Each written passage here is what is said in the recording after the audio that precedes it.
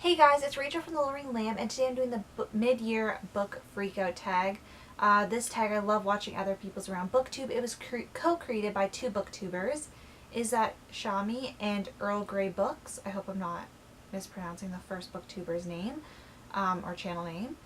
And I really like doing this tag. I've done it before. I don't know if I've done it every year. I think maybe I have since it came out because it's been out since 2015. But I can't quite remember, but I know I've at least done it once. Also, these bins are still here. If you've watched my other videos, you know why. And then now this is on this side, which I need to put downstairs as well because it's my new comforter set or bedding set for my dorm room this September. Because I need to get started on that scheme. Like room scheme. scheme. Anyway, I've read 29 books this year in my 50 book challenge. I'm currently reading number 30. And I hope by the end of this month to at least have 33 books read out of my challenge.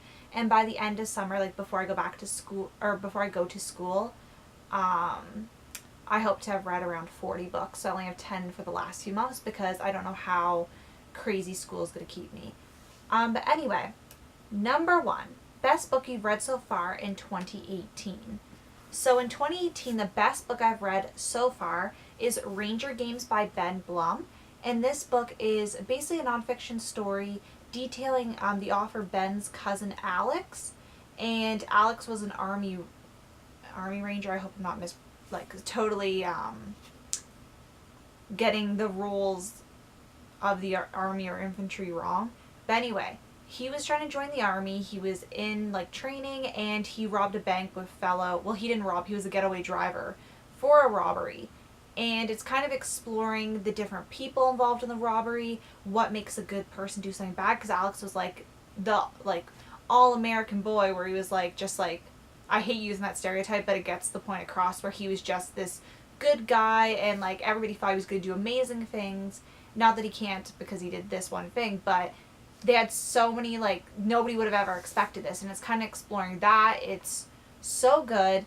I really wish I could find the whole Dr. Phil clips because the guy Alex Blum, I think he carries the same last name, he was on Dr. Phil and they talked about that in this book, and I really wanted to see the clips, but I could only see one of them, so if anybody knows where that is, link me please.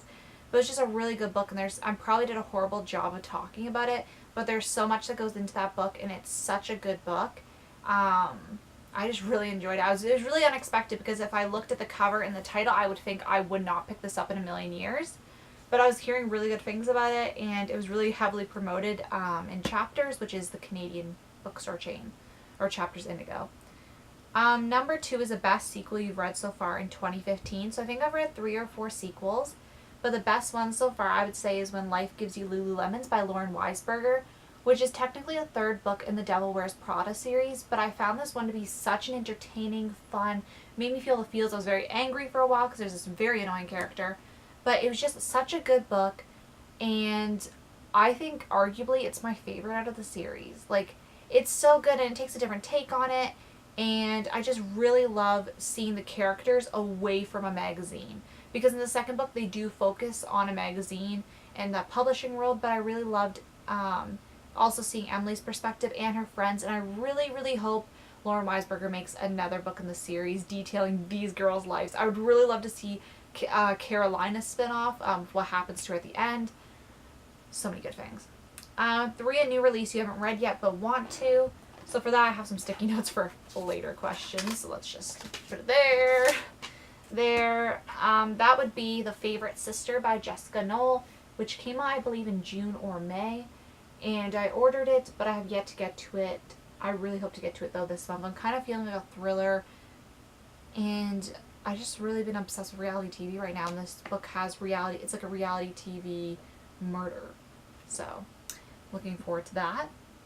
For my most anticipated release for the second half of the year would definitely have to be Ellen Hildebrandt's Christmas release. So if you've been following my channel, or if you've heard of this author, you would know I absolutely adore Ellen Hildebrandt books. And 4 years ago, I believe it was 4 years ago, or 5. This would be the 5th. 4. Yeah, 4 years ago, I meant 4 like this, not, I was just, flinging my hand. This is not 4. My brain's all over the place in this video. But basically, I really adore her Christmas books. They're always like a treat. I always save them for when I'm finished my exams so I can read them right before Christmas time. And absolutely adore them. Last year, the fourth book in the series came out, and that was the final book in that Winter Street series. But she's writing a new Christmas series. I'm not sure if it's going to be a series. I believe it is a series. But it's a new series, and I can't wait to see how it stacks up. And I'm reading Ellen Hildebrand's new release this year that just came out in June, and I'm so loving it, so it's got me back in that Ellen Hildebrand mood. 5, my biggest disappointment. My biggest disappointment, because there's really been no books I've hated this year or anything, but one of my bigger disappointments would definitely have to be The Virgin Suicides by Jeffrey Eugenides. And I liked this book, don't get me wrong. I was a bit disappointed because there's so much hype and everybody's like, besides The Virgin, it's kind of tied. So there's kind of a split between people who think The Virgin Suicides is Jeffrey Eugenides' best work, and then Middlesex. I haven't read Middlesex, but I really want to read it just because I've read this book and I've read The Marriage Plot by Jeffrey Eugenides, and I have to say I adored The Marriage Plot more, and I thought I was going to absolutely adore The Virgin Suicides and be obsessed with it because everybody like seems to be so obsessed with it, and I just did not feel that same love. I felt more love for The Marriage Plot, which was one of my favorite books of 2017. But I'm hoping to read Middlesex because maybe I am somebody who falls in that camp rather than the Virgin Suicides camp. So it'll be interesting to see which side I lie on. It's not like a really heavily debated issue, but I just found it to be my biggest disappointment because I was expecting to fall in love with it when I just thought it was a pretty good book, you know? So it's not a true disappointment, but if we're gonna go back in retrospect and discuss those details, then yes, it counts. Number 6, my biggest surprise. My biggest surprise would have to be You Think It, I'll Say It by Curtis Sittenfeld. I think this is my biggest surprise because I'm not a person who really likes short story collections. I find it very hard to concentrate and get into them. I don't really like reading like a plethora of stories because some of them like maybe I won't like. There's a lot of reasons why, and it takes me a long time to finish short story collections. For example, I started a Star Wars one this year. I'm 25% through, and when I get distracted, I put them down.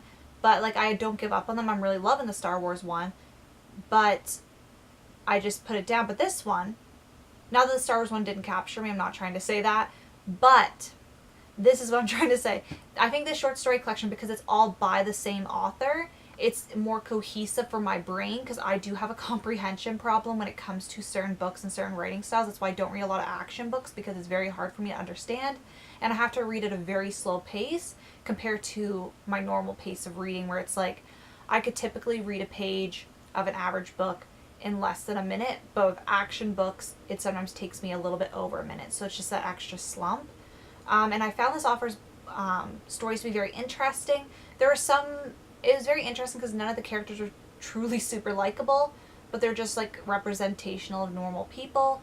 And it was my biggest surprise because I finished a short story collection I started not too long ago. It took me about a month to read. But still, for me, if you've been watching my channel for a few years, short story collections and me don't mix.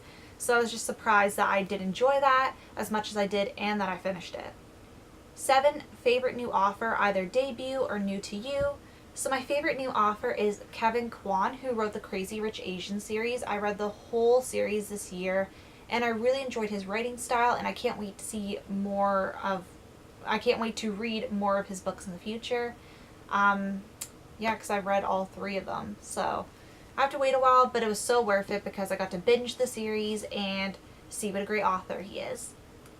Number 8 is my newest fictional crush. So, unlike most people, I feel like on BookTube, at least, I find it very hard to pick a fictional crush because I know that in my head they're not real. Which is not saying anything if somebody does have a fictional crush. It's just really hard for me to fall because I'm somebody who falls when I get to know somebody and if I like really like them that way. But I don't know the book characters because they're communicating with other people and they're not communicating with me, and then they're not real.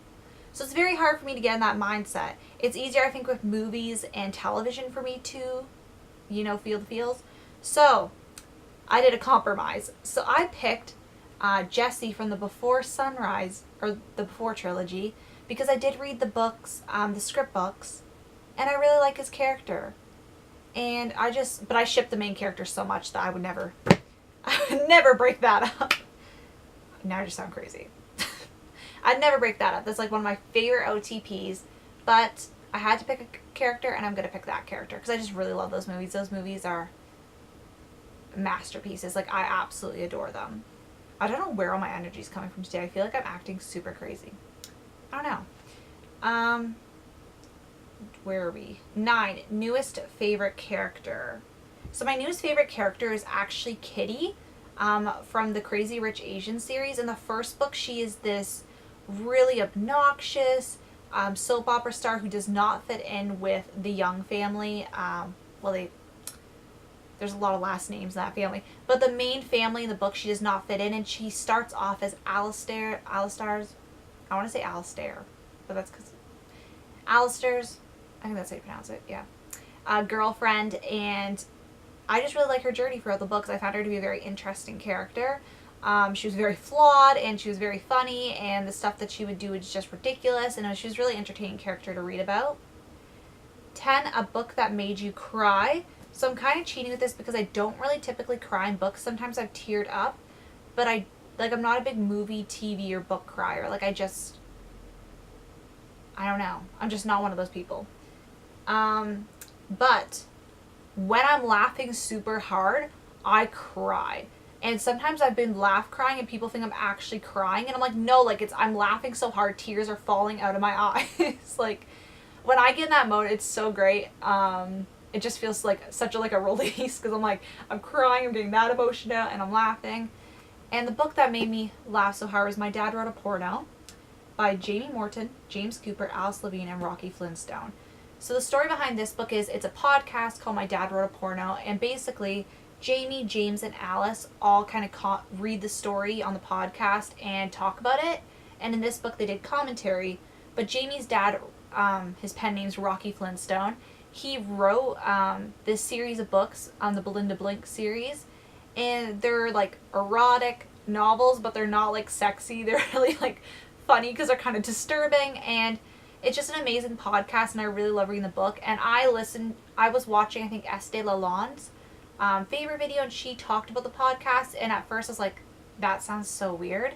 And then I gave it a try, and I literally binged the first season in like a day. Like, I did not leave my phone. I was like, this is hilarious.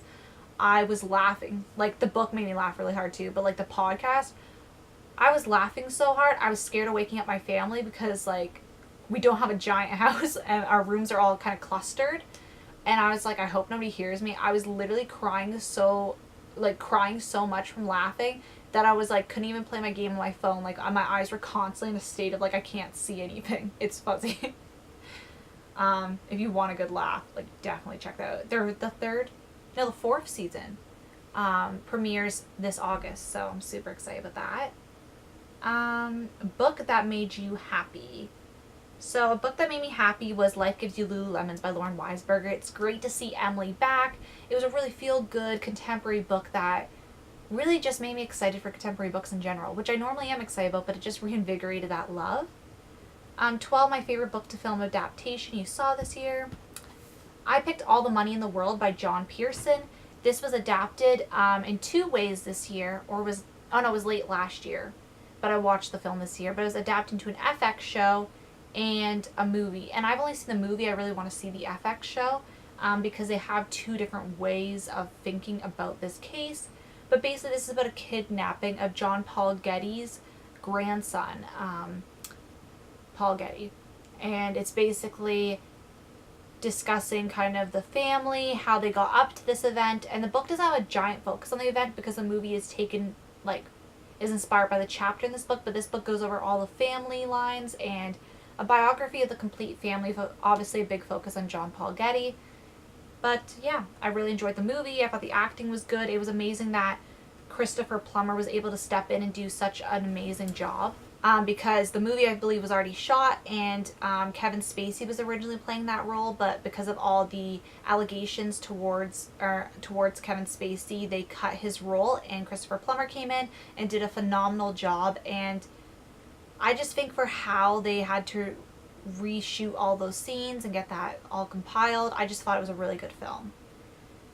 13, favorite review you've written this year. Booktube version, favorite video you've done so far this year. So this year, I think one of my favorite videos is actually doing DVD hauls and introducing more movie content onto my channel. I know that doesn't have to do anything with Booktube, but I've just been enjoying exploring that more and having a way where I can talk about it more.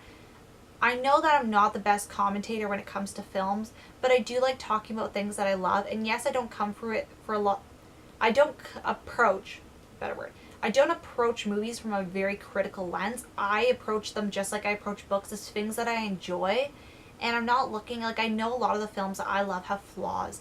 And I know a lot of, not perfect things are in the movies I like. But I like them for what they are, and I love discussing that. And I always felt a bit intimidated walking up into this sphere, especially on YouTube. The booktube community is so nice, and I didn't know how the movie community was going to approach me, or if you guys were going to like my content. So it was quite intimidating, and I just felt like with books, it's like I've been reading obviously I've watched stuff for so long, but like I've been reading for so long, and reading is my main thing, where it's like I feel most comfortable. Even though I'm not the harshest critic, I feel very comfortable expressing my feelings. But when it comes to movies, there's even more that I feel, I don't know, it's just an intimidation factor. But I really enjoyed putting those up, and I've received good responses. So, a good response, yeah. So I really enjoyed my time. 14, most beautiful book you've bought so far this year or received. I probably have to say the Crazy Rich Asian series, because these covers are to die for. They're so pretty. I love them so much. Just love them so much. They're so colorful, and I love that they're detailed, but they're not overrun with detail. 15, what book or books do you need to read by the end of the year? And I just picked one, and I picked A Night In with Grace Kelly by Lucy Holiday, the third book in the A Night In With trilogy. I still have not read this. It came out in late 2016. They kept changing the publishing dates, and it distracted me, and now I have to reread the whole trilogy because I forget what happened. So I really hope to reread the first two books and then read that book. And this has been the mid-year book freakout tag video. I want to thank you guys so much for watching, and I'll see you guys later. Bye.